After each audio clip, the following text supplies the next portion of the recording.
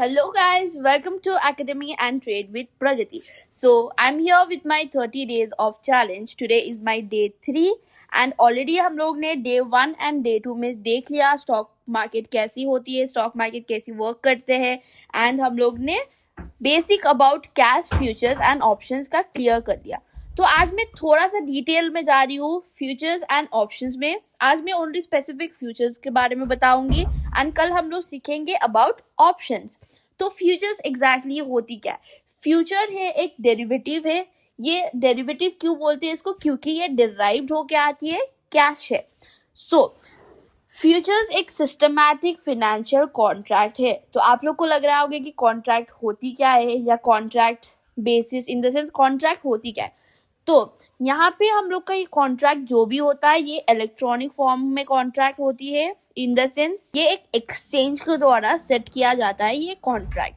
जैसे हम लोग एक शेयर्स खरीद रहे हैं, फ्यूचर का शेयर्स खरीद रहे हैं, तो वो कॉन्ट्रैक्ट तक ही लिमिटेड रहेगा. सपोज हम लोग आज एक शेयर खरीद रहे हैं और वो शेयर्स का एक्सपायरी है हम लोग का मंथ का लास्ट, तो वो शेयर्स लास्ट तक ही रहेगा. उसके आगे हम लोग उसको होल्ड नहीं कर सकते. तो बेसिकली क्या है, ये कॉन्ट्रैक्ट बेसिस पे चलती है. तो बेसिकली हम लोग देख सकते हैं स्टॉक फ्यूचर्स का जो भी एक्सपायरी होता है वो मंथली होता है और वो मंथ का लास्ट ट्यूसडे को एक्सपायरी होती है. एंड इंडेक्स का जैसे आप लोग जानते होंगे Nifty and Sensex and bank Nifty. तो बैंक निफ्टी का होता है मंथली एक्सपायरी जो कि होते हैं लास्ट मंथ का लास्ट ट्यूसडे को एक्सपायरी होती है. एंड निफ्टी एंड सेंसेक्स में क्या होता है कि ये वीकली भी होती है एंड मंथली भी होती है. तो निफ्टी में क्या होता है, निफ्टी का एक्सपायरी जब वीकली होता है तो हम लोग ट्यूसडे उसका वीकली एक्सपायरी होती है. एंड मंथली देखा जाए तो last Tuesday of that month, वो मंथ का लास्ट ट्यूसडे को उसका मंथली एक्सपायरी होती है. एंड सेंसेक्स का देखा जाए तो सेंसेक्स का क्या होता है, वीकली एक्सपायरी थर्सडे को होती है and monthly expiry last Thursday of that particular month. And ऐसा नहीं कि आपको एक्सपायरी में ही काम करना है. जैसे आप ये वीक में मंडे को ट्रेड खरीद रहे हो और ट्यूसडे को आपको सेल करना ही करना है, ऐसा नहीं होता है. आप जैसे निफ्टी खरीद रहे तो उसमें क्या होता है कि आप नेक्स्ट एक्सपायरी में भी काम कर सकते हैं या तो मंथली एक्सपायरी में भी काम कर सकते हैं. इट डिपेंड्स करता है आप किस में आप ज़्यादा फोकस कर रहे हैं, वीकली एक्सपायरी या फिर मंथली एक्सपायरी. लेकिन आप जो भी एक्सपायरी का खरीद रहे हैं उस दिन तक ही वो कॉन्ट्रैक्ट रहेंगे. जो एक्सपायरी डेट होती है जैसे ट्यूसडे का है तो वो ट्यूसडे तक ही रहेंगे. उसके बाद वो आपने एग्जिट भी नहीं किया तो वो ऑटोमेटिकली एग्जिट हो जाती है.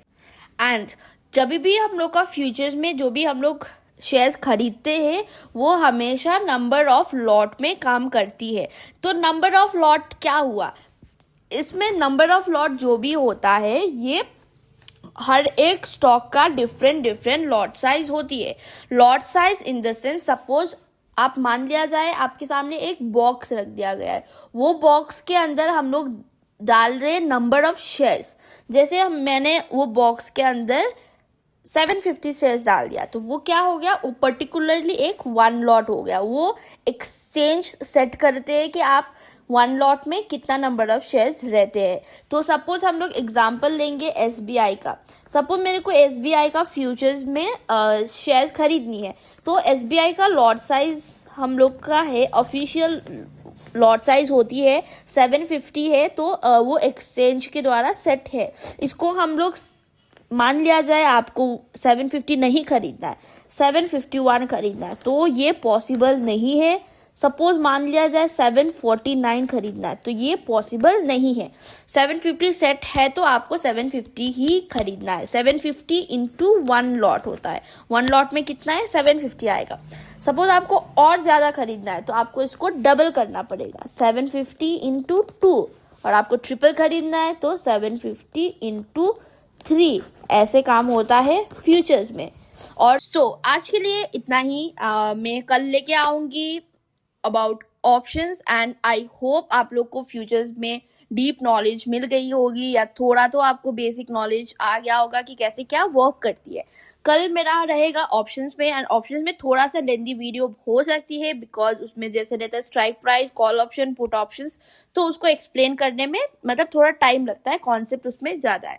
And thank you for watching my videos and keep supporting. I'll be posting for the next 30 days continuously and ये जो भी मैं 30 डेज में वीडियोस बना रही हूँ ये शॉर्ट वीडियोस रहेगा, लेकिन जैसे ही 30 डेज खत्म होती है मैं सब टॉपिक में एक बहुत लेंदी वीडियोस आने वाली है।